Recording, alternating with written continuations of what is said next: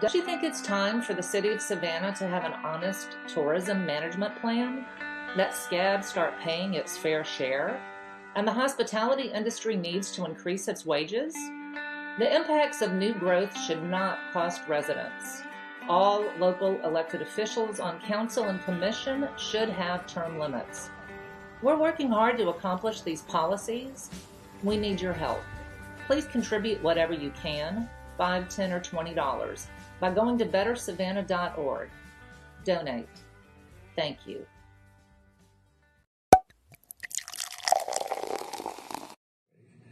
Savannah needs additional tourism. Savannah needs additional tourism. I mean, I appreciate our tourism community. I appreciate our hoteliers in particular.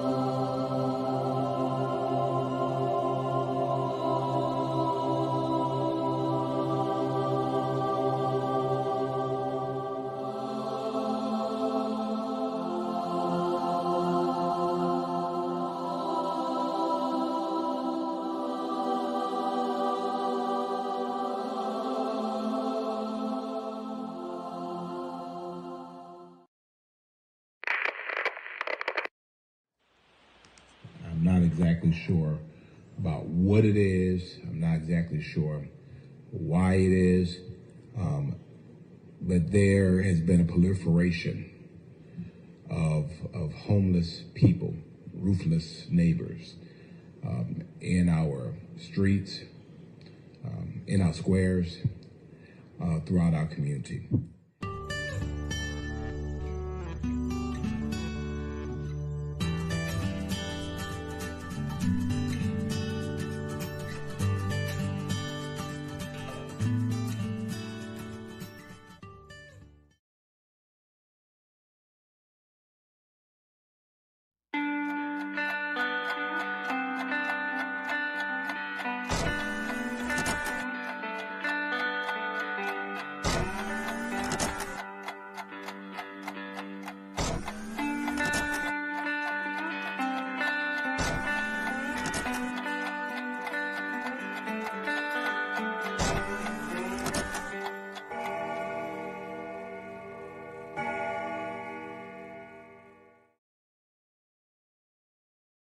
The following show and broadcast is a production of Better Savannah, an independent expenditure committee dedicated to better policy outcomes at the state and local level.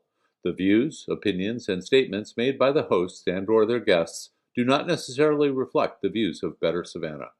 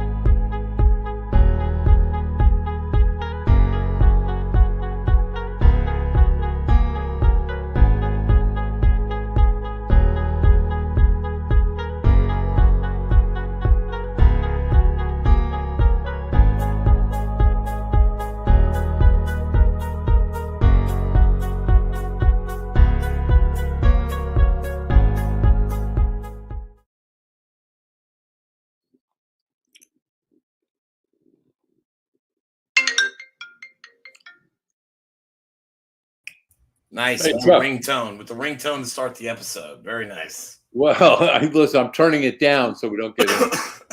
Yeah, I feel you. Yeah, What's up, buddy? I'm sure Tony Blinken's going to call and ask for advice on Ukraine. So he'll have to wait. Hey, man, 600 points down on the Dow today, baby. Wow. Balance in the market's never a bad thing. What's new over in your world? Oh, I mean, it's there's a lot of what seems like planned chaos in our community, buddy. Right? We got a confirmed state investigation at Tybee, right? Yeah. Secretary of State's office investigating the voter rolls. Yeah, Go ahead. Let me just say what that's all about. Yeah.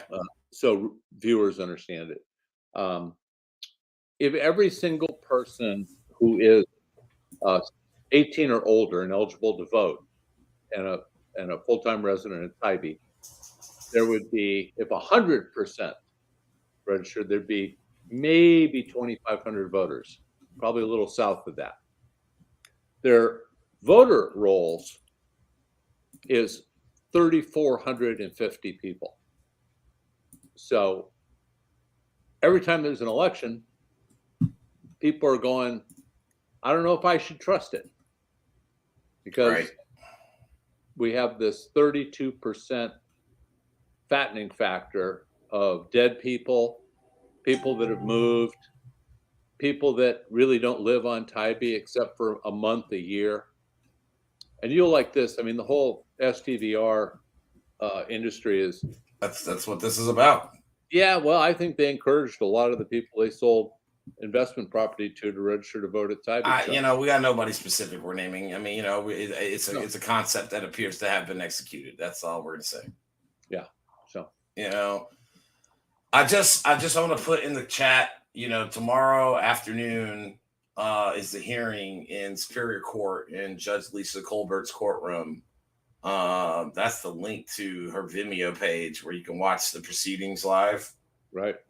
This is not the last legal showdown, but the first main legal one in the district court here, Superior Court, to see if the city can be held to some liability for how they handled the Brockington report in regards to the green lighting of that special use permit, which sealed the deal for that property to the Salvation Army. Do I have that correct?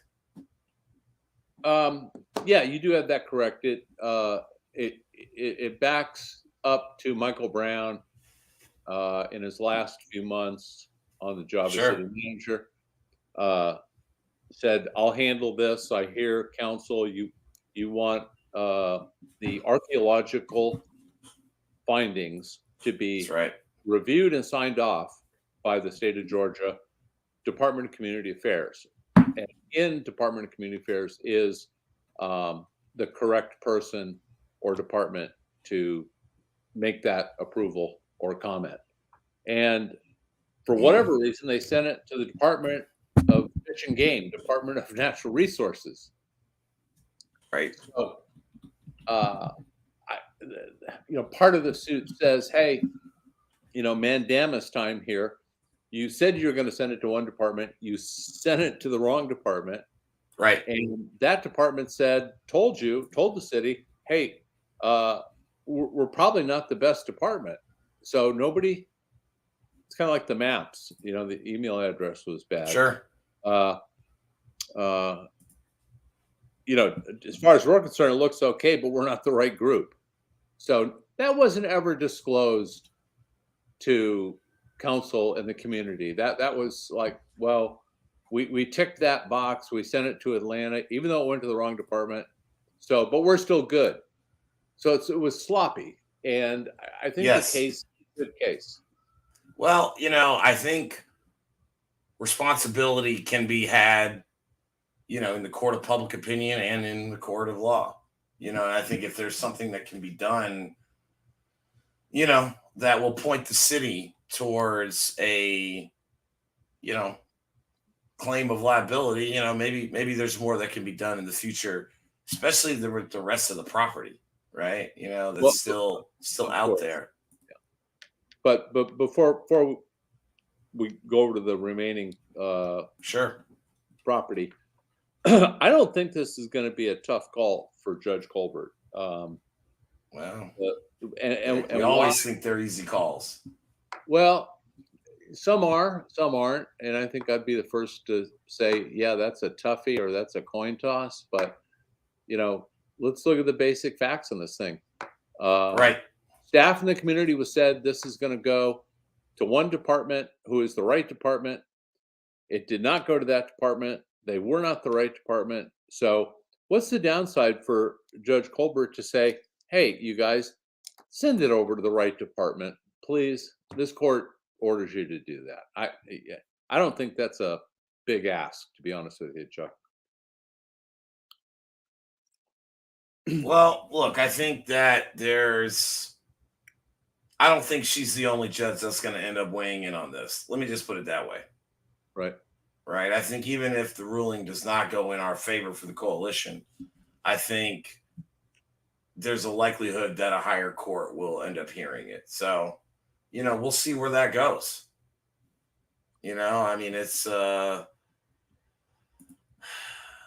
It's been one of the most frustrating things in the 2.5 years of kind of starting this project with you and others to, advocate and monitor for what most people would consider the right things.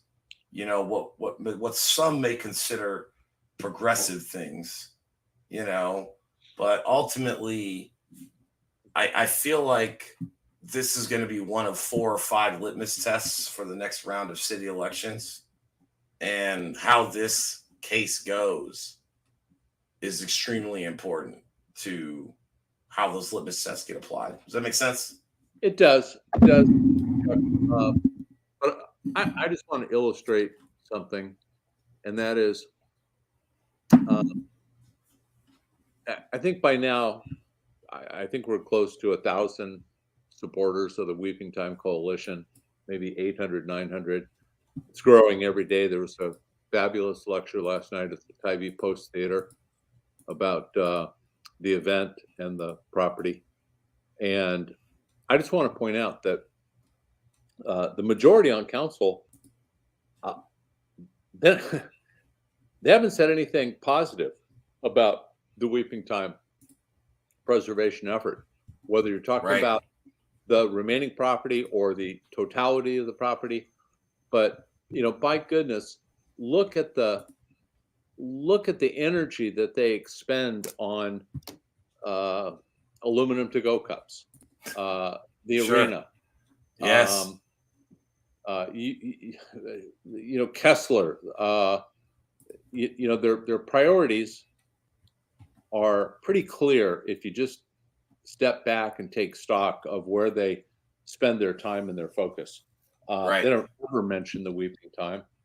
And it's just culturally abysmal that this majority on council's focus is just following the leader, the mayor, and don't think for yourself. Just I'll lead, you follow. So we have really, one chief executive and 4 vassals, now 5, that are an amen choir for whatever he wants to do. I don't see any original thought coming. Again, I see, to me, materializing already in these elections locally this year, and certainly in the local elections next year. There's going to be 3 to 5 litmus tests, and I can already tell you several of them. All right. Weeping Time is going to be one, right? Check. Crime in the police department is going to be 2. If crime continues to increase while this police chief is still in command of this department, I just don't understand how that is tenable to the average everyday voter. Number 3 is property taxes, because, we're seeing rents increase Zoe Nicholson at the Savannah Morning News, which again, you guys need to understand we have a love-hate relationship with this paper because there's some decent articles coming out lately from some of these newer reporters, right? Agreed. You know, the stance is changing, but it seems like a lot of good talk, a lot of, oh, wouldn't it be nice if the private sector, did this or we're going to talk a little bit later about affordable housing, but it's just kind of like a day late, dollar short is a lot of this, crap I hear coming out of the talking heads side of both the newspaper and a lot of thought leaders on your social media feeds. So, if they do not roll the millage rate back in 2022 later this summer, John, Chuck, they telegraphed. It's going to be such an easy. I mean, the ads write themselves, guys. This year will be one of the largest tax increases in the history of the Savannah city government. So, because your values are going correct, because we're in an all-time high real estate market, right? How many Facebook group postings you have to see? My landlord just sold our house and we've got 45 days to leave. So this is what's happening. And I also want to pause for a minute and remind people that back in 2007 and 8, with the financial market implosions, you know how taxes, long? Listen, my properties, by 2009 were down 25%, and by 2010, maybe even 30%. Now, how long? And you didn't foreclose. No. Right. No. I hung on. The point of this is the Board of Assessors and their assessment model always works off the year before. Correct. Like last year sales are what determines this year's new values. That's right. And Chuck, it took them years. It took them until 2011 or 12 to start reducing values. They just kept values high to keep the revenue flowing. And I'd remark, there, John, that there were 2 back-to-back tax increases on the millage rate in 2011 and 12, right? So not only did they lag on the values there, they raised the rates and did not start lowering the rates until just in the last few years. And one of those rollbacks was because of the leadership of Keisha Gibson Carter, who's now running for mayor. Absolutely. It's too bad the general public doesn't have a better overall understanding of the things that we're talking about here, where government sort of hopes nobody understands the details, and if you just smile and put out adopted dog posts and throw out hamburger sandwiches out of your car, you're doing a great job. Well, you're missing out on a lot, folks, because the policy is what matters, and they're not telling you the truth about policy. They're hoping you don't understand policy. That's right. In terms of maybe 1 or 2 other things that I think are going to material. I mean, I think the arena and I said, weaving time, police and crime. The police, I put that as one, right? Okay. Taxes, which leads to the affordable housing thing. And then I think, John, I think it's only going to be a matter of time in the next 6 to 12 months after this arena is, struggling to maintain. I think there's going to be a massive ask for an investment into the canal district. No? Oh yeah, absolutely. We've been. This could be upwards of an initial, probably 125 million up front with like another 100 million in guarantees and loans and stuff. Like, I mean, it could be another massive liability, and the first massive liability, which is the arena, and make no mistake, it's in a flood zone. It's a massive liability. It's got 50 million of debt against it. It's a liability, guys. Like it's not quite yet an asset. Not to mention, for the past 15 years, the citizens were told that it was being built for the community to replace the Civic Center. And now we understand that it's really more than anything, not that locals aren't going to go to it and have a good time. I hope they do. Right. But it was a tourism drawing card. It's always a tourism draw.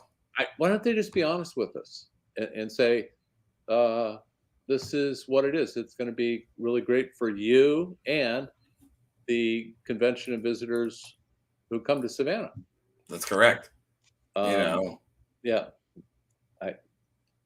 The duplicity and misdirection and equivocation are the things that absolutely drive me, into a depressed state about policy and government and representation here. Well, the criticisms aren't really consistent. We're always negative, and you don't rent your property out for low enough, and like, you see what I'm saying? Like, pick a line. Like, we're negative because there's a lot of negativity. There's a lot of missed opportunities, in the last 2 years, and we still don't have impact fees. We still don't have term limits. We still don't have independent audits of CETA. We still don't have a different direction of relationship with the tourism industry. We got nothing from SCAD. Matter of fact, SCAD's taken more than they've given in the last couple of years.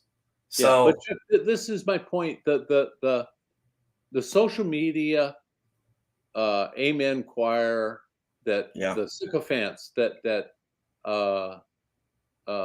have discovered the power of social media are doing a bang up job of putting a patina over everything. Like, we have this new progressive council with the 2019 election. We got close, and then we got robbed because people decided it was easier to follow one guy than to think for themselves and deliver on their campaign commitments. I'm sorry. Okay, so this is like a good segue to our first main topic of the show tonight, okay? This first 2 years of this city council has been an exercise in raw power, okay? People need to understand that elections have consequences, and who you put that ends up being in a majority, they really do run the show, okay? So, when we complain about a power grab, about changing the rules, about, manipulating the game, wanting a gamer, these are all relevant phrases and quotes from this administration so far, John, right? The Republican Party of Georgia, John, is clearly concerned about the demographic changes in this state. There is a concerted effort in the major Democratic majority counties in this state to stifle progress that groups like Fair Fight and Stacey Abrams, and on a local level, people like us, have fought for, with very consistent blood, sweat, tears, money, whatever you want to call it. And this is the same type of voter suppression and policy suppression that we're calling out on the local level. So it's not just a Republican issue. At the local level here, we got 9 Democrats on our city council, as far as we know, and we still got the same outcome. So to set this up, John, I want to just play some video. Okay. This literally just got broadcasted on GPB's Lawmakers, maybe 20 minutes ago, 30 minutes ago. Okay. This is the my internet's freezing.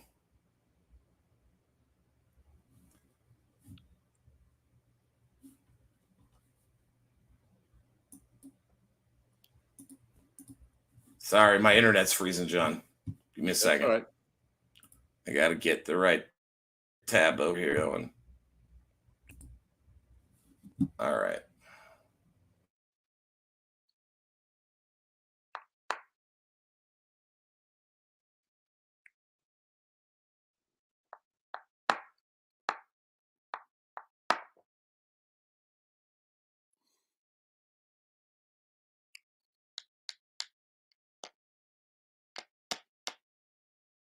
Are you frozen, Chuck?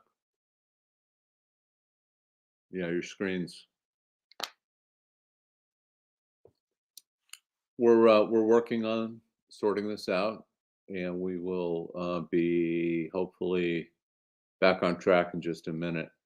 Here we are.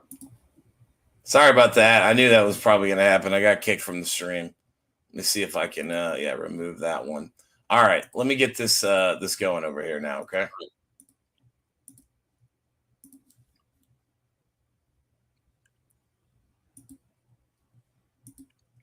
Starting with his assessment as a Democratic leader of the session so far. Right now, it is, I would say the work for Democrats is the opposition, a loyal opposition to a Republican power grab. And it's a Republican power grab. No video. Just you hear the audio? One, yeah, the audio. Okay. So when it comes to redistricting and reapportionment and drawing local maps, you can look at Gwinnett, you can look at Cobb, you can look at this. Local folk are saying one thing, but up here, Republicans are saying something different. So you take a small minority of folk in the Republican Party who are saying, we don't care what the will of the majority is. We're going to throw that out. Power grab number one, local control. Power grab number two, which I haven't seen, I've never seen this, is they've thrown the rule book out. And so when you have to develop sort of local control and what the interests are for a community, we have an unspoken rule, and it's written also, but it's unspoken because everyone knows it. And that is the local delegation gets to determine what the trajectory is of that local space.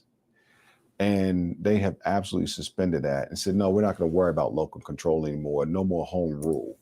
We're going to go to the general body to vote on things that should be locally administered. Does that sound familiar? Okay. Yep. Does that all right? So for those, I think YouTube TV's got it blocked, so they won't get the video through.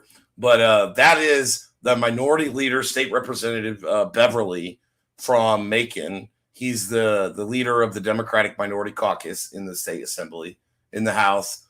And what the Republican Party has been doing, y'all, is that they've been going county by county on Democratic counties that are, either demographically changing to be more Democratic or historically Democratic, and they're overruling the local map process, right? Right. So I want to share this set of articles and documents from Will Peebles at the Savannah Morning News, and let me zoom it in a little bit more so that it comes in large. See it, John? Yep. All right, so this is Will Peebles yesterday morning on this February 16th, right? The title of the article is "The Legislature Draws the Maps, Not the County. Yep. Why reps scrapped new voting districts."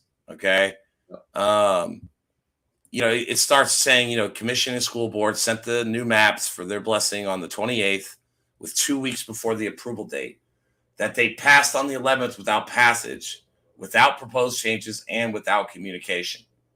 As a result, 2022 school board elections and the runoffs in July, because you can't hold maps. You can't hold contests on two different maps, David Bringman. I know you were asking about that.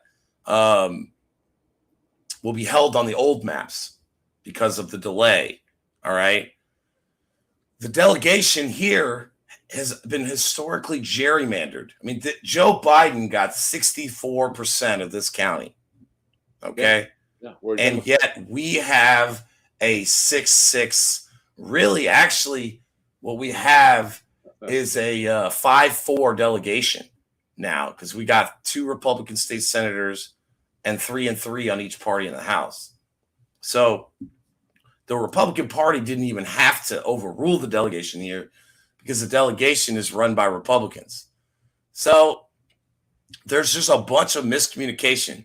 This article, which I'm going to put in the description in the comments right now, is basically pointing the finger at each other, right? Mostly Chuck, towards Chester Ellis, the chairman. Go ahead. Let me butt in here. After reading this thing, there's the paragraph right there. Right here.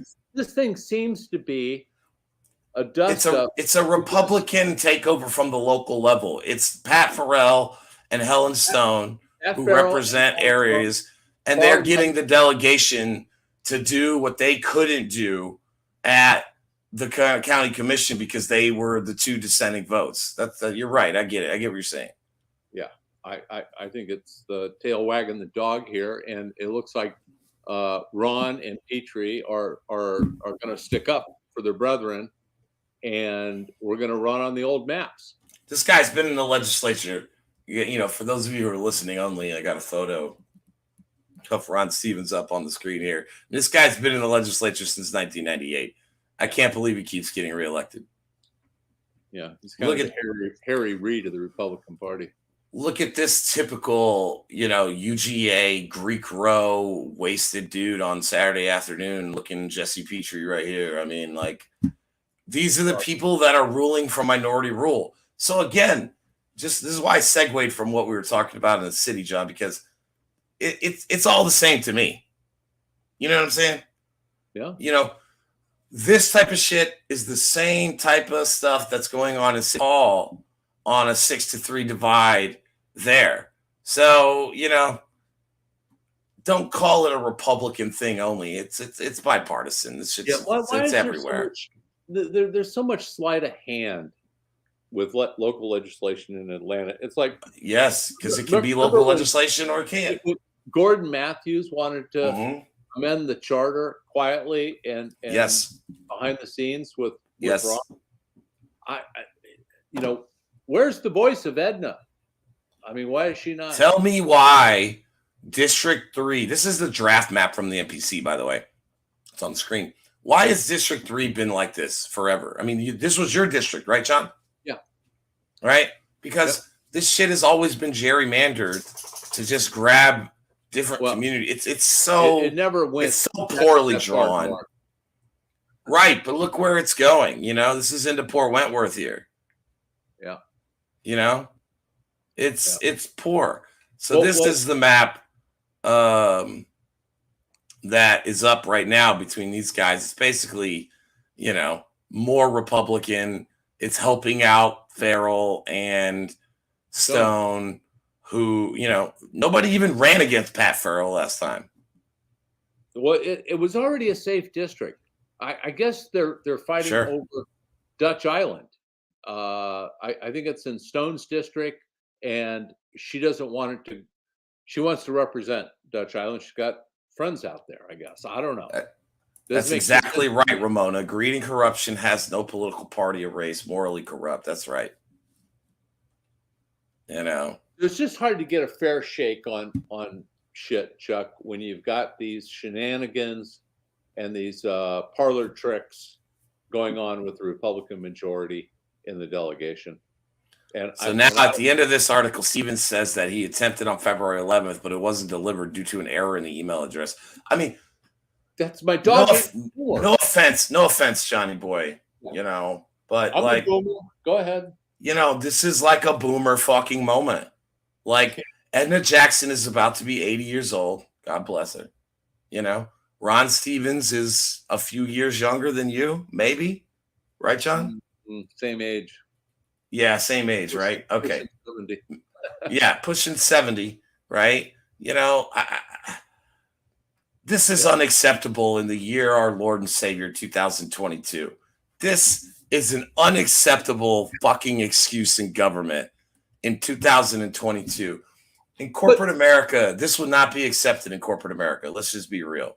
Yeah. Well, Chuck, is it Are we ever surprised by a session in Atlanta from our delegation? The only bright spot was when you know Hotel motel. That was a surprise. Exactly. That's the only really good significant thing that's come along. The rest of it has all been parlor games. Let me point out this line from Jesse Petrie. Again, right. He's the UGA frat boy looking state rep we have from the islands. Petrie said that while he wants local input on the map, he wants the support to be unanimous. John, where does that sound familiar from? Where in the last 2 years of political leadership does that line sound familiar to you from? Well, it sounds like Adam Van Brummer opining about the city council. Nope. That's immediate. What political leader does that sound like to you the last 2 years when they're trying to hire a city manager? First time.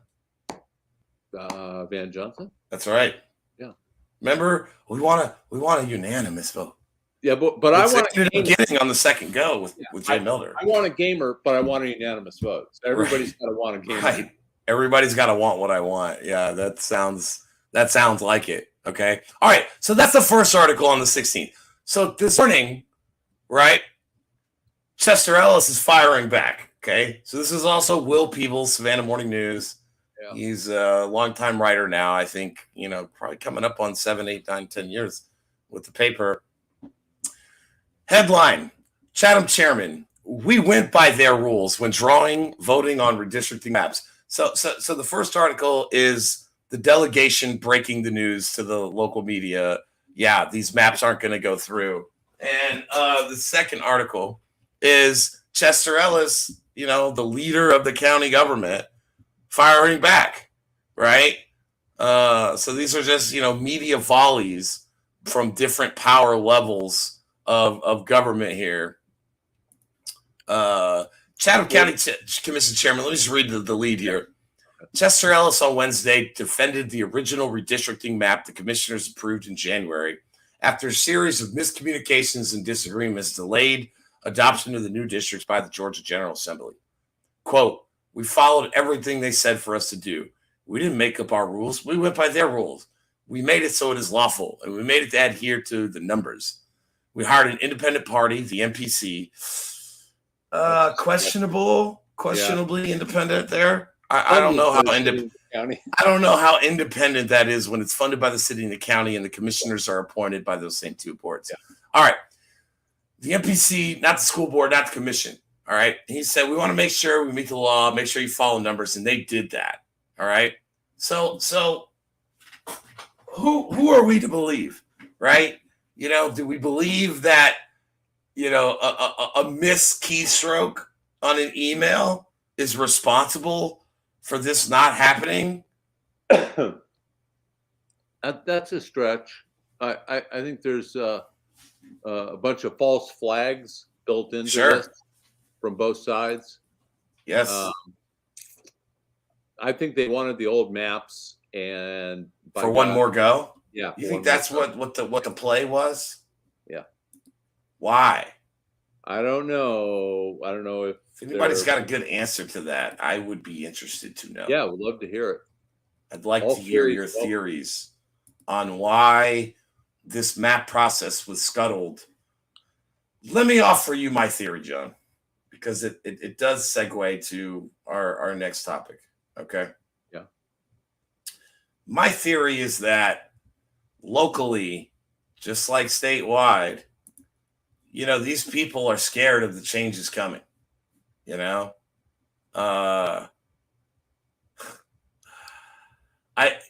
seems to be a coordinated effort to tank the success of progressive agendas and progressive councils in this county. Look at what's happening in Port Wentworth right now. Yeah. Yeah. If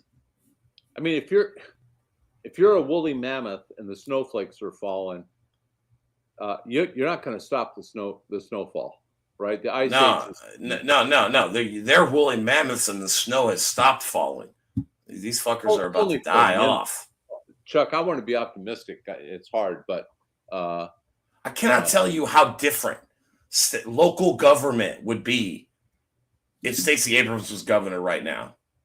I mean, just the fact that we have not had a Democratic governor since 2001 or 2002, that's part of the problem.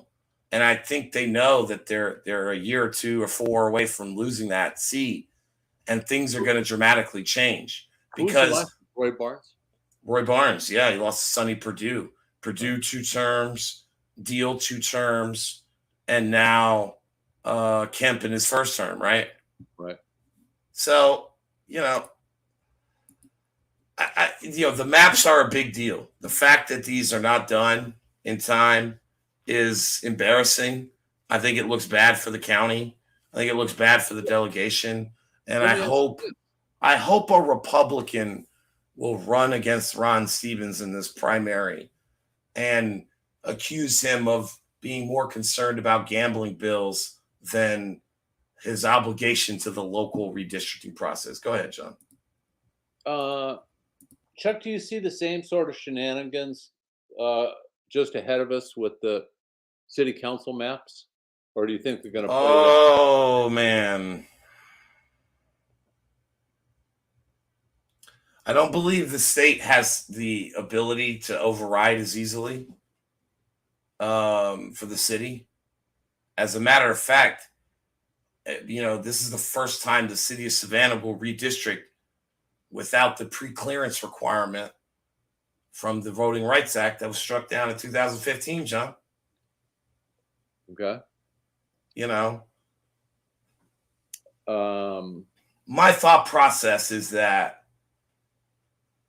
Van and Edna are probably willing. Remember, Mayor Van Johnson, state representative, actively serving Edna Jackson.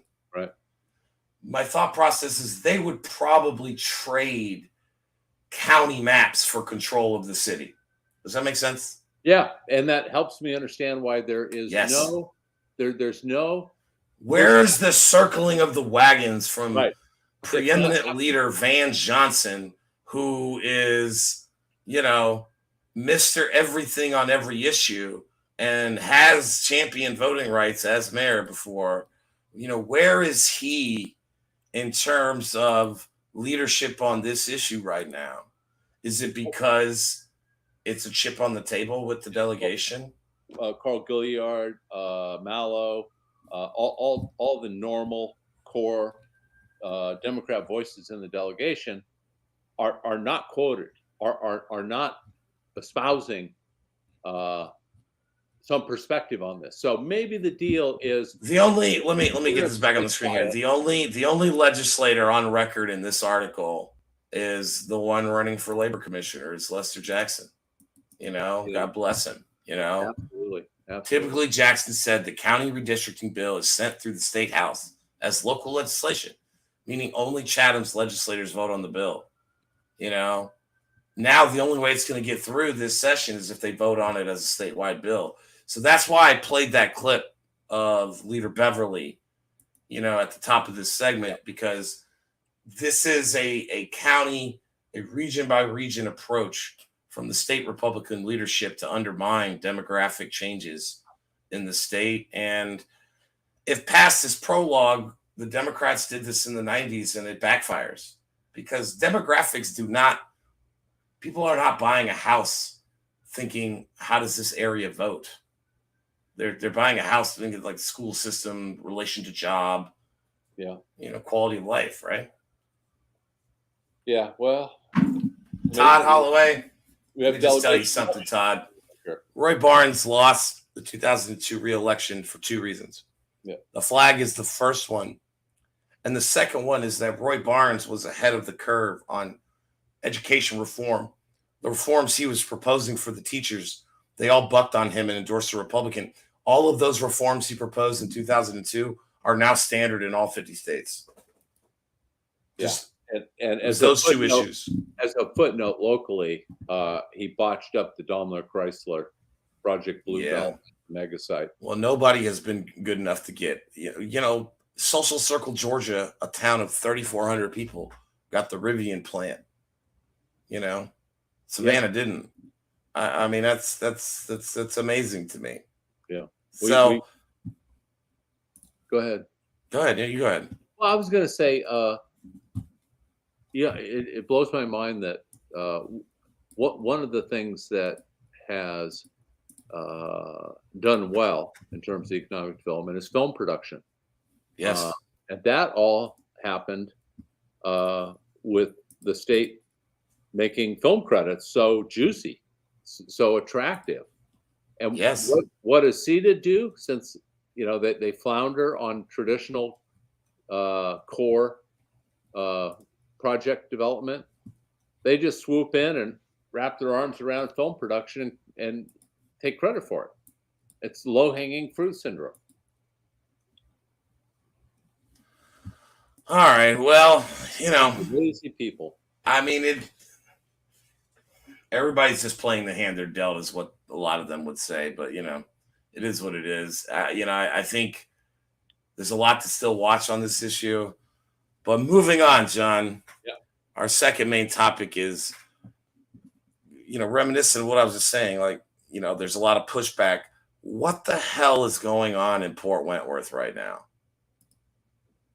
Well, I don't have any special insight, but it appears to me, Chuck, that a quasi-progressive council majority resulted from the November 2nd election.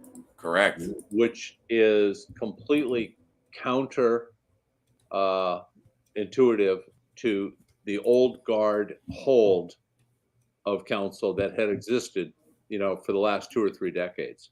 That's right.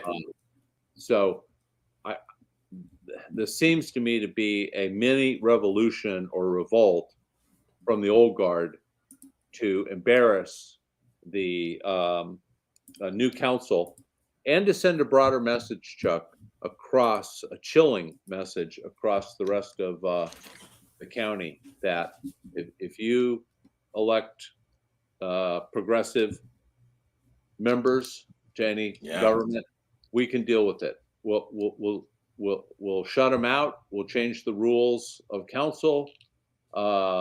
Don't try it, because we're smarter than you, we're stronger than you, and we have more power than you. So that's right.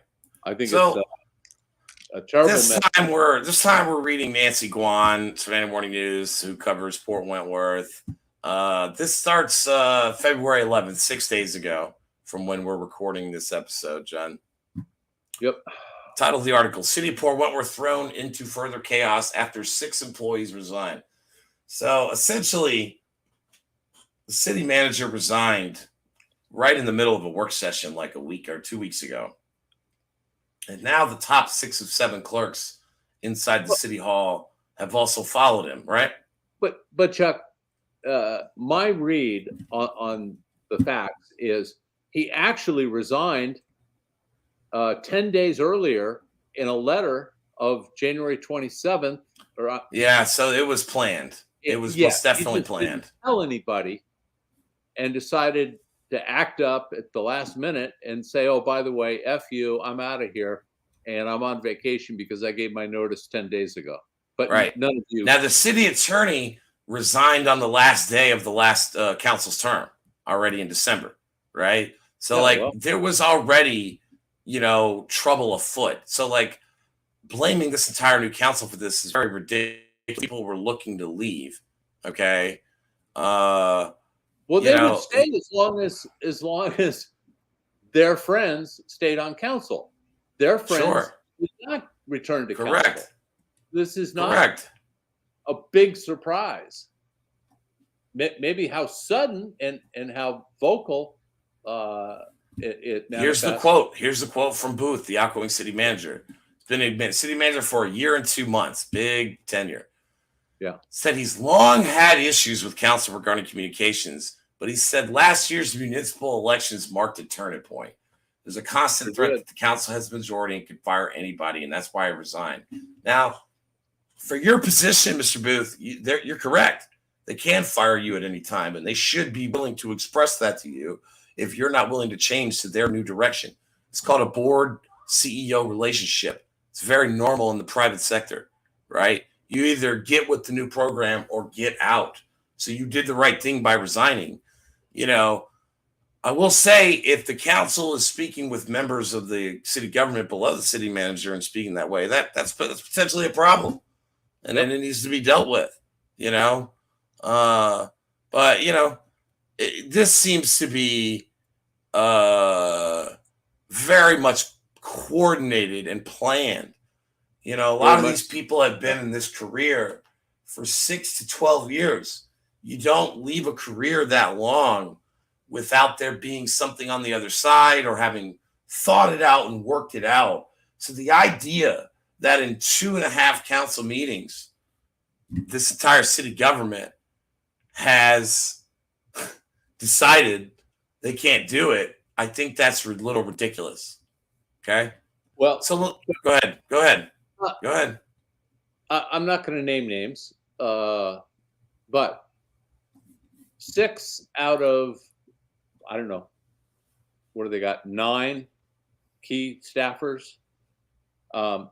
It's basically taken out 2/3 or more of the entrenched department heads, right?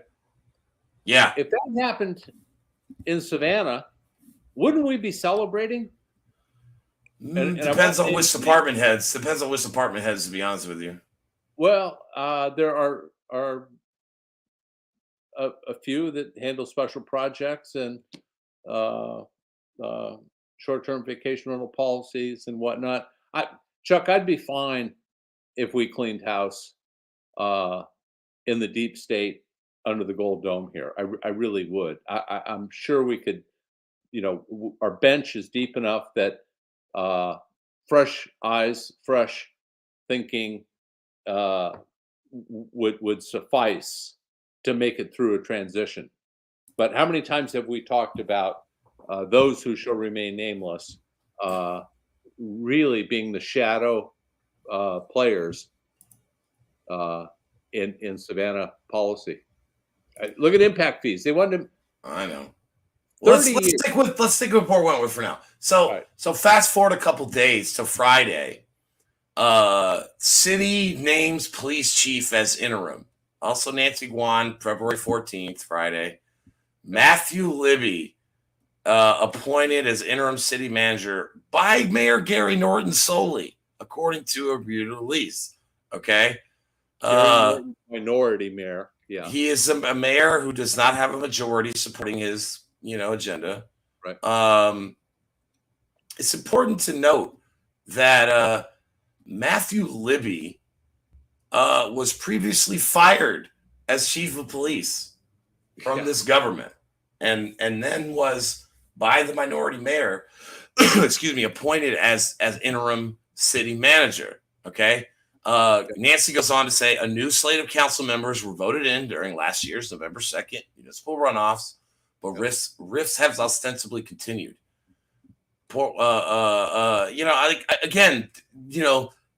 Just people acting on their own. So now we fast forward, John, to today. Okay. And we're recording this on Thursday, February 17th. Okay. This is also Nancy Guan, updating this beat. Port Wentworth police chief resigns days after appointment as interim city manager. Okay. Yeah. Port Wentworth police chief, here's the lead. Port Wentworth chief Matt Libby has resigned from interim city manager roles just days after being appointed to the position.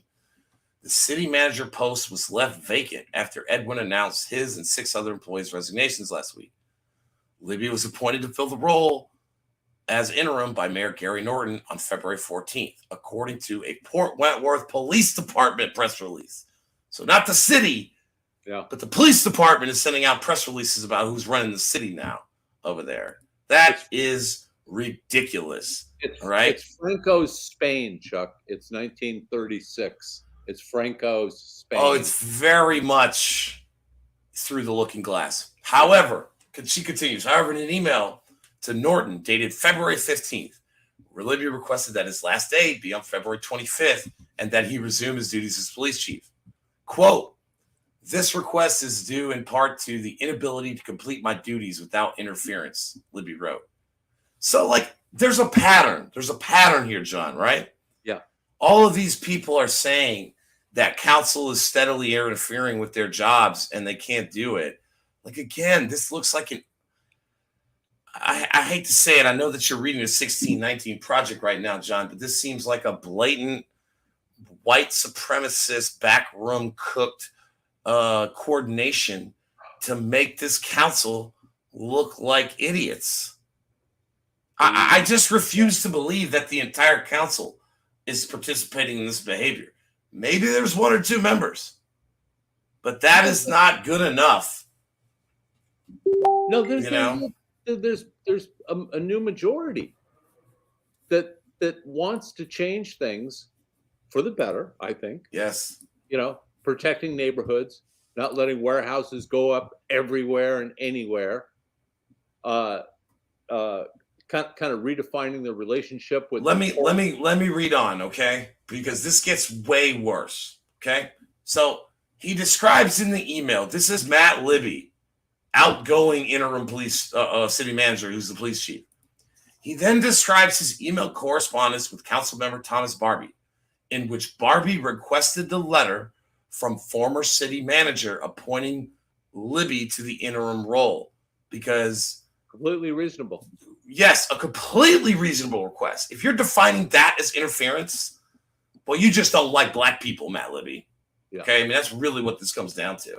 Okay. Booth told the Savannah Morning News that he handed the letter requesting Libby's appointment to the mayor on Monday. The Savannah Morning News requested a copy of that letter. Libby said he was instructed to advise Barbie that the city attorney had the letter and that it was under review. Does this sound familiar, John? Help me. Sound a little familiar? Hiding behind the city attorney? Well, that's classic Savannah. Yeah. Yes. Yeah. Let me tell you why you don't want to have term limits, even though you all campaigned on it. Yeah. Absolutely. Barbie responds by citing Port Wentworth City Charter, which states that an acting city manager designated by the city manager needs to be approved by council. Following the charter can't go wrong. Yes. Like the charter states, the mayor shall designate, subject to approval of council, a qualified city administrative officer. I mean, yeah, shame on the spin. Where is the leadership Savannah and Chamber of Commerce people now to guide this outgoing Southern boomer? No offense, John. Fucking old ass boomer generation to guide them to the damn golf course. Okay, where is that part of your programming, Chamber of Commerce leadership, Savannah? Where is that? Because this looks like you look at these pictures of these people. Okay, these people are culturally outdated for where Port Wentworth is going. They need to step aside or get with the program. Chuck, I think the Attorney General ought to be looking at what happened and how it happened and consider some significant action. I mean, it's just obviously a bunch of sore losers that are going to take their football and deflate it before they take it and run. So this is kind of reprehensible, poor sport. I mean, we've certainly seen our share of disappointments and the delay of policy due to people changing their mind. But out here, they're just going to pull the pin on the grenade, toss it in City Hall, and walk out. I think I feel bad for Barbie and Gabrielle and I want to read Nelson's response. Gabrielle Nelson, who we supported for election, got 63.8% of the vote in her district. Nelson stated the urgency of filling the vacant positions, especially those of city manager and clerk of council. She said she has provided the steps to retain help from our own county leadership in terms of hiring a temporary clerk and appointing an interim city manager. I feel that the focus needs to be on officially posting and advertising the positions of manager and clerk based on the significance of those roles, and allowing the mayor, city attorney, and council to work together towards vetting and filling those positions promptly with qualified individuals. Amen. This is leadership. Okay. Absolutely. And well, John, I'm not quite there to say the state needs to step in. Where the hell is our county leadership? Chairman Chester Ellis, listen to me. You walking around this county. Let me stop this screen real quick. You sitting here walking around this county talking about one Chatham. Where is one Chatham when the fastest growing municipality in your county, in the state of Georgia, actually, is in utter crisis? Where is your leadership, bro? Get in a room. This is what I suggest. Chester Ellis, Lee Smith, the county manager, Michael Kegler, the deputy manager, Gary Norton, the mayor of Port Wentworth, Gabrielle Nelson, and Dean Kicklighter and Kenny Adams, the two county commissioners who've represented that area over the last 10 years, should all get in a room and figure out how to solve this in the interim for the next 6-8 weeks. Because the alternative is clear. The alternative is the city council of Port Wentworth needs to put a moratorium on just about everything until they get a permanent staff in place. Yeah. If they don't, John, their citizens will be able to accuse them of recklessly governing. How can you approve any permits, any special uses, anything when you don't have a professional staff advising you? Well, it's a train wreck. Is the plan to get the citizens of Port Wentworth so frustrated because their city isn't functioning because of this nefarious nonsense that the next election people would say, oh, well, we better not elect anybody new. We better just go with the old because it was peaceful. Thank you, bro. Appreciate that, Keyshawn. Yeah. So finally, before we go to our last main topic, John, I want to replay this video that you put together. We're going to start doing some new content going into this year's elections and stuff. And I just want to talk briefly as a segue before we get to our last topic with Bill Dawers' editorial. I just want to play this video again and then respond on the other side, John, okay? I'm not exactly sure about what it is. I'm not exactly sure why it is. But there has been a proliferation of homeless people, roofless neighbors in our streets, in our squares, throughout our community.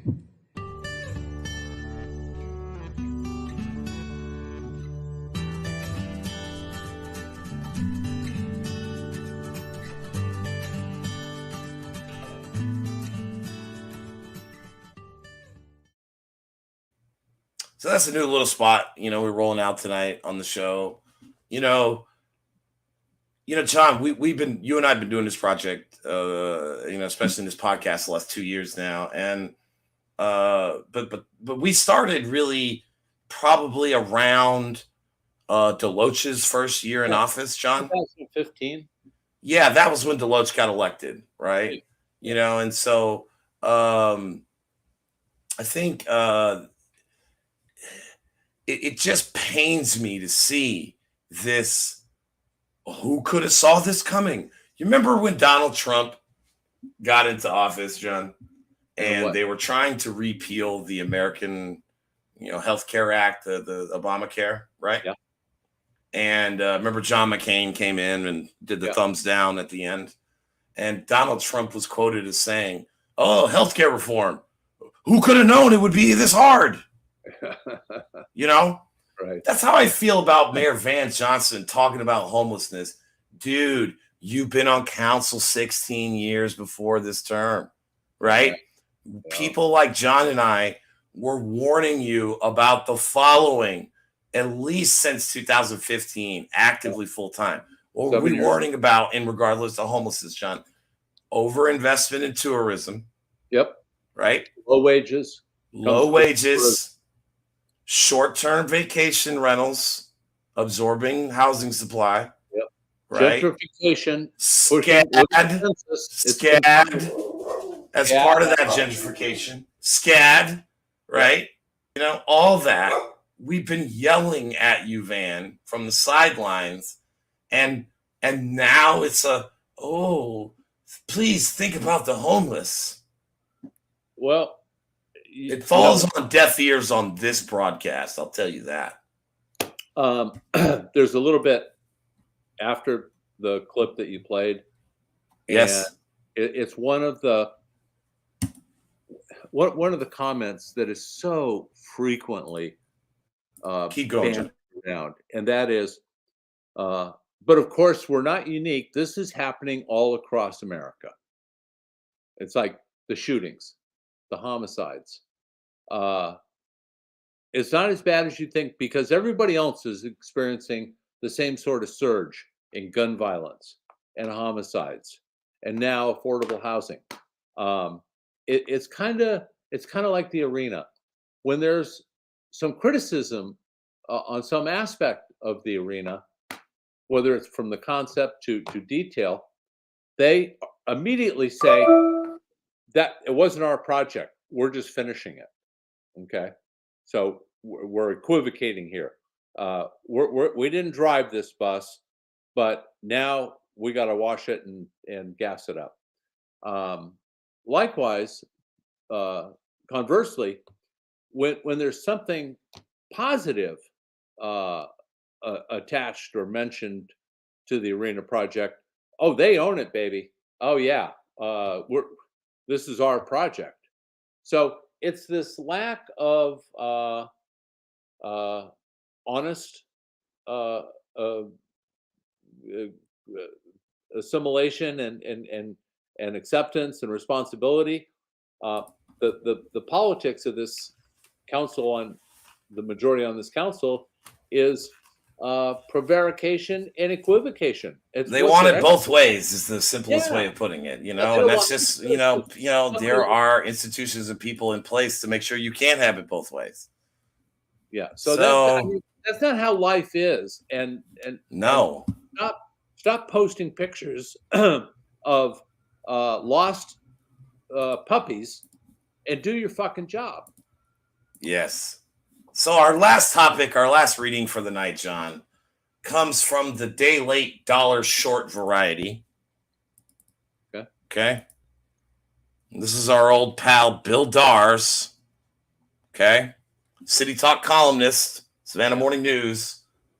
You know, a guy who wrote positive puff pieces about every Chamber of Commerce tourism initiative in the history of 20 years here, you know, and now wants to talk about excessive, you know, affordable housing and stuff we're talking about, right? Now that we've pushed this city towards those issues over the last few years, now it's as Eminem would say, now it's a tragedy. Now it's so sad to see. Yeah. City Talk column headline: Accessory dwelling units could help Savannah's affordable housing trouble. Carriage houses and other types of smaller living quarters are part of Savannah's DNA. Should be encouraged as part of new developments. Okay. Right. He starts this column directly with a quote from none other than City of Savannah Director of Planning and Urban Design, Bridget Liddy, John. Within the City of Savannah, it's in our DNA, said Director of Planning and Urban Design, Bridget Liddy, during an excellent but rushed presentation about ADUs at the end of the February 10th City Council workshop. I encourage you guys to go watch that. Okay. Yep. He's comparing lanes in the Oglethorpe grid in the original squares with all of the carriage houses, like are very well familiar with every other neighborhood. Okay. Yeah. Liddy said 39 Savannah neighborhoods have lanes providing rear access to at least some of the residential properties. ADUs have several obvious upsides to help fill a need for affordable housing. They give property owners a chance to increase their income, and additional residents can help support nearby businesses. Go ahead. Yeah. This is a Trojan horse, potentially, because in the zeal to create additional units, how many of those are going to become short-term vacation rentals? You got it. Yep. Yeah. Before I move on, do you think we should just follow the Tybee way and just put a moratorium on all new ones? Do you think we should just stop where we're at? Well, yeah. And if it was up to you, John, would you just vote for no more STBRs in Savannah? Yes, I would. And furthermore, I would listen to the public. Public wants street redesign, and 20 is plenty is the new motto for 20 miles an hour down Drayton and Whitaker. One lane is plenty. They can't seem to find the time or commitment to deliver on that. Personally, I think the whole STVR ordinance, while desperately needed, was poorly thought out, because they didn't limit in any given block what percentage of the block could become STVRs. They did it by wards, Chuck. So you got people living on their block, and now they're one resident out of 8 structures. Yes. They don't know anybody anymore. They My got to go. block is quickly becoming that. Yeah. So the other thing, and I can't emphasize this enough, is we had a chance in 2016 when Tom Kohler and Emergent Savannah brought Elizabeth Becker to town, and it generated so much interest and optimism about a real tourism management plan. And that tourism management plan got funded. Of course, the chamber put in money, and the leadership council, Michael Owens, put in money. And when the report came back from the consultants, they didn't like it. Nope. And Bridget Liddy spiked it for them. Yep. And there are no limits on tourism. I mean, for fuck's sake, that if there's anything that ought to get walked back, it ought to be at Tybee. They need to figure out how to get rid of 1,400 short-term vacation rentals on an island that only has 2,800 residences. Okay. Same thing here. We don't need 14 million visitors a year, 8 million of which are tourists. We got to figure out a way to stop growing that sector. We can enrich it and bring a higher level tourist here. Well, at least slow the growth of it, right? It's been growing at record numbers, and there's nothing wrong with growing at a reasonable number, right? Yeah, pay people $20 an hour, and I'll shut the fuck up, and you can build more STVRs and hotels. Absolutely. But if we had a $20 minimum wage in this city or this county, I would not have nearly the problem with a lot of this individualistic approach. Probably get along just fine with the police department that's down 25% of its officers 365 days a year. Yeah, a lot of people in the comments wanting no more short-term STBRs. Let's continue. Right. And as City Manager Jay Melder emphasized, ADUs are a best practice for age friendliness in the city as well, and being able to age in place. He's right about that. Melder, Liddy, and other city officials are now launching a laudable effort. What the fuck does that mean? Okay? Bill Dawers, please define for me what a laudable effort means, because this sounds like Newso, and it sounds like what Edna was proposing in 2012. It's all just a rehash to revise the zoning codes. Yeah. Are you kidding me? Are you kidding me? Project Duren? I've seen this. Been there. I got the jacket already. Sounds like BS to me. Okay? Bill Dawers goes on and says, I hope city residents will embrace new carriage houses and similar structures, but there'll be plenty of pushback, even for folks who live in neighborhoods that historically had ADUs and much higher population density. NIMBYism can be difficult to overcome, right? You know, this is what people accuse us of on the Weeping Time Coalition with the Salvation Army. Like, it's such a, it's like the term Overton window. It's so overused. I don't even want to discuss it with you. It's a cheap phrase. Liddy detailed 4 zoning districts in which ADUs are permitted, but only if the lot has twice the square footage of the minimum lot size. That's bullshit. That's what needs to change, right? These smaller lots have plenty of space and adequate parking, so the restrictions seem arbitrary. Yeah, you're several days late, but we agree. So this is why I say this type of editorial from you, Bill, you are many days late and many fucking dollars short. Let me explain, John. Okay. All right. Bill goes on to say, as they move forward, city officials should look for opportunities to encourage smart, creative development that strengthens the fabric of neighborhoods while avoiding arbitrary limitations on size, height, and architectural style. I mean, honestly, Bill, either you're really just getting lazy in your writing, you know, or you are intentionally overselling something that's never going to make a dent. Okay, John, the zoning is not going to make enough difference. We could zone this entire city to be multifamily to 4-unit eligible, right? Minneapolis, Minnesota did this several years ago, John, right? We could do that. But unless you're going to put some dollars behind it, it's really not going to make a dent. I am of the opinion that the city of Savannah must now circumnavigate the Housing Authority of Savannah and get into the affordable housing game itself. And what I mean by that is, Bill, you're right. ADUs are the secret to the solution to solving affordable housing crisis. John, do you know how many parcels of land there are in Savannah? 66,000. It's 79,000, actually. Okay. 79,000 parcels. At least 5 to 10% of them are lots that either already have a structure on them or would be eligible to put a main plus an ADU. Okay. The city needs to go lot by lot. And the way I would do it, John, is I would start with your owner-occupied investors. I mean, your owner-occupied primary dwellers. Sure. Right? Sure. Every retired fixed income person that has a lot size, I would take the lot size down. So it's 200% right now.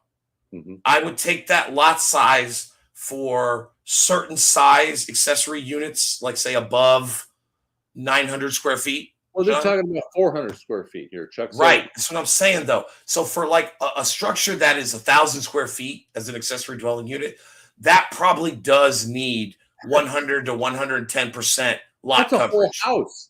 I understand, but John, how many square feet is the carriage house in the back? 900.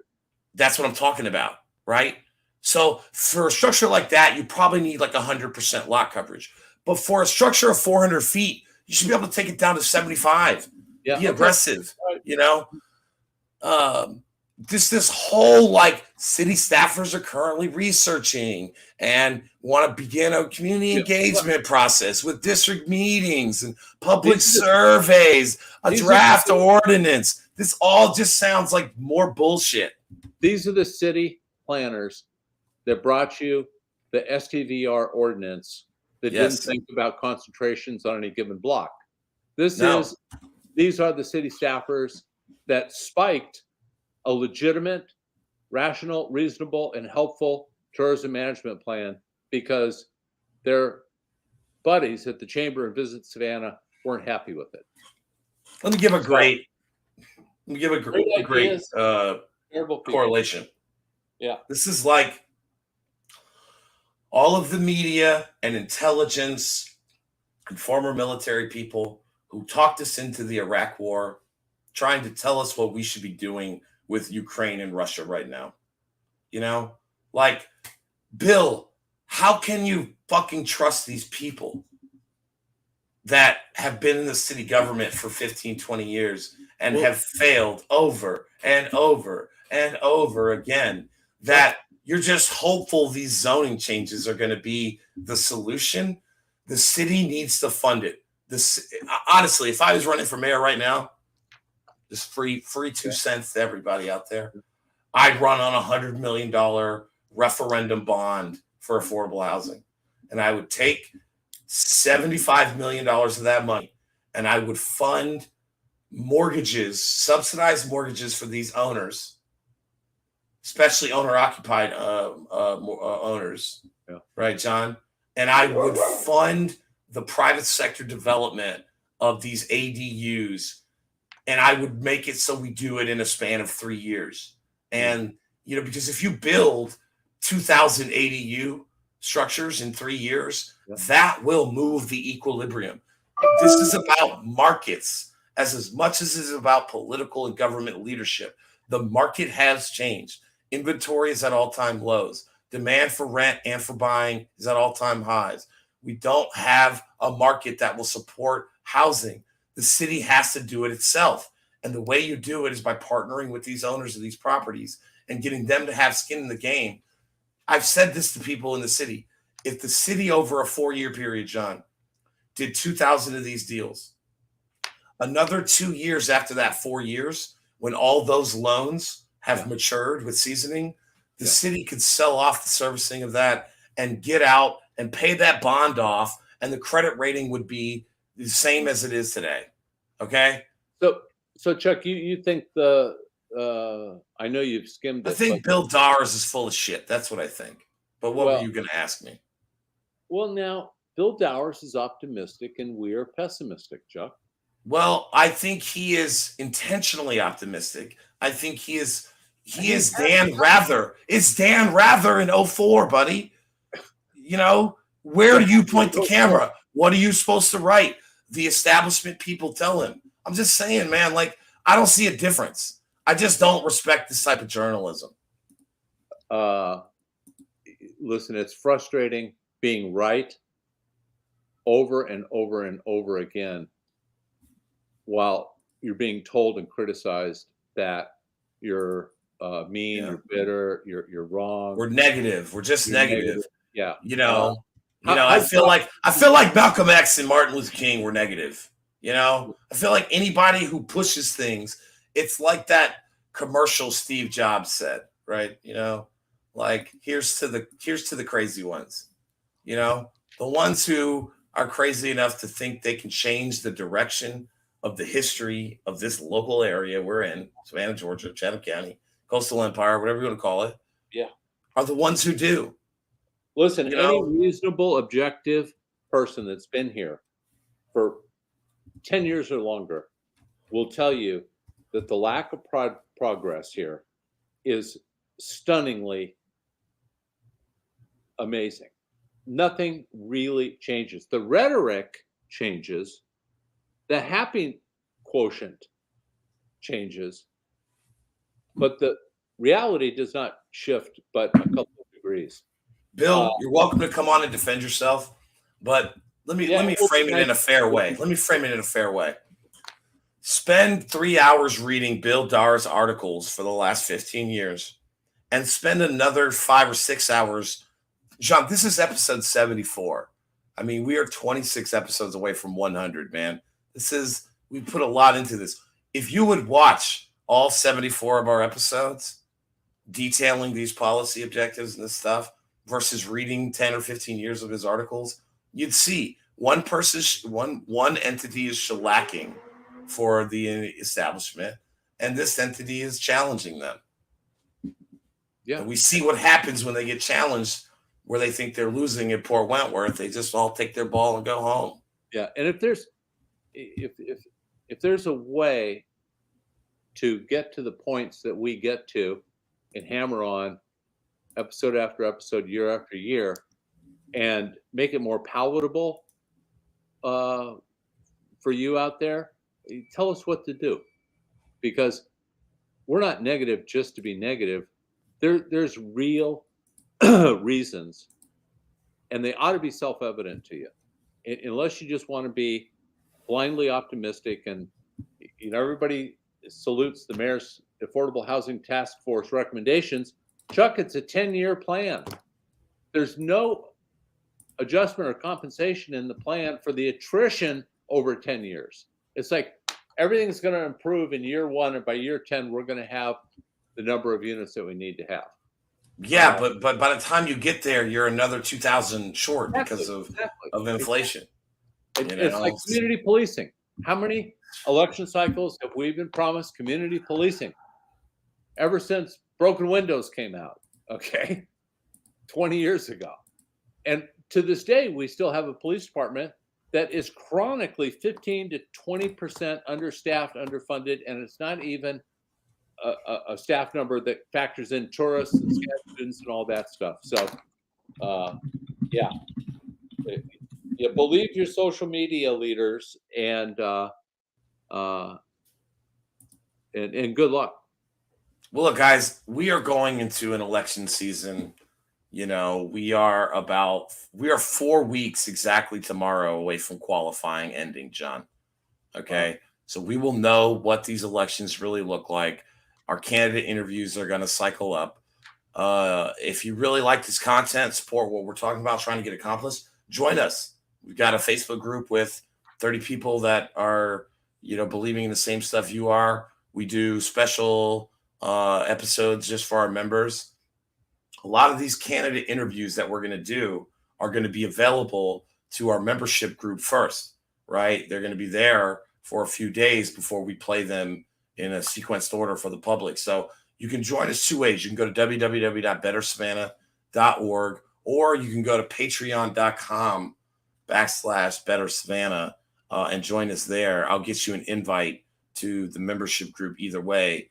But from Tybee to the Weeping Time to the maps getting overruled to Port Wentworth to affordable housing and van and all this stuff, John, there's a lot of ground to cover, and I'm glad we got a chance to do some more episodes before the electioneering season takes over. Well, Chuck, I'm before we wrap up, we would be remiss if we didn't say we're not alone. ATR, Julius Hall's network of shows, speaks truth, does it well, very much credible and worthy of your time and attention. Jim Marikis at the Savannian is just, week after week producing phenomenal first-rate journalism that you won't get anywhere else, including Rachel's work. Who else? Got to thank the Trainwrecks for letting us use always local band. Go watch their shows. Yep.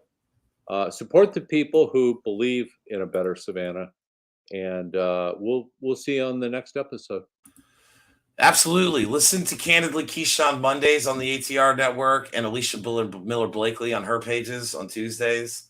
Those are really two good podcasts and shows to get a feel for their leadership at the city government. Jay Jones on Fridays. Yep. He says it is what it is. Is his show. Yep. Jay Jones is the chairman of the local Democratic Party. So, he's in the thick of it with all of these people who are claimed to be Democrats, in our county. So listening to him, if you add him as a friend, he also does like morning, drive time, 10, 20-minute videos that are very insightful as well. And the last one I would say is Saturday afternoons on the Unity in the Community Political Action Committee. Pastor Leonard Smalls does Tell It Like It Is. And that's by far one of the most profound weekly broadcasts you could, immerse yourself in, so that way you get a perspective other than somebody who's kind of bought and paid for. I love listening and reading, some of the content that's out there, but a lot of it is, bent towards a chamber, thing. And it's just not good for us. A car wreck on I-16. There's some Oh God. Crazy pure sites out there that just baffle me. And when they're not doing irrelevant, unimportant stuff, the other side is just mostly wrong. Yeah. Wrong viewed. Well, So, look, we need your help. Join us. We'll see you guys real soon. All right. yeah, and lastly, Christopher Morris passed away. I saw that. Yeah, you know, the guy always poked me. Yes, he did. Hard. And I enjoyed it. Did he work for the county? Yeah, he did. He was in the finance department. Yeah. When I was on the commission, and I think he developed an aversion to me and Reno and Frank Murray, and that period when we kind of ran the show. But I hate to see a good guy and a popular guy go down. A worthy adversary. Absolutely, absolutely. So our condolences to Christopher Morris, his family, and his friends. Absolutely. Well, with that, we'll leave you until next time. We appreciate you guys joining us, and we'll be back real soon. Thanks, John. Cheers. Cheers.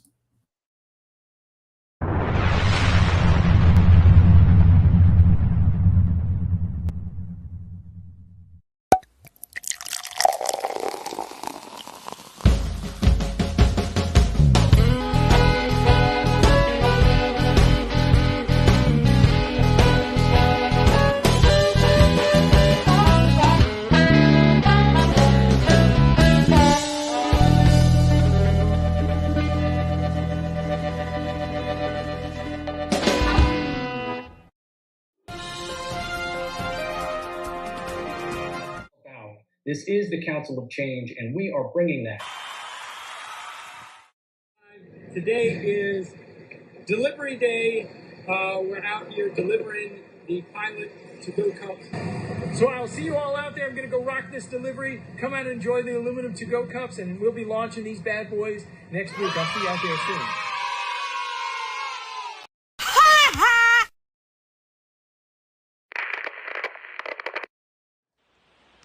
I'm not exactly sure about what it is. I'm not exactly sure why it is. But there has been a proliferation of homeless people, roofless neighbors in our streets, in our squares, throughout our community.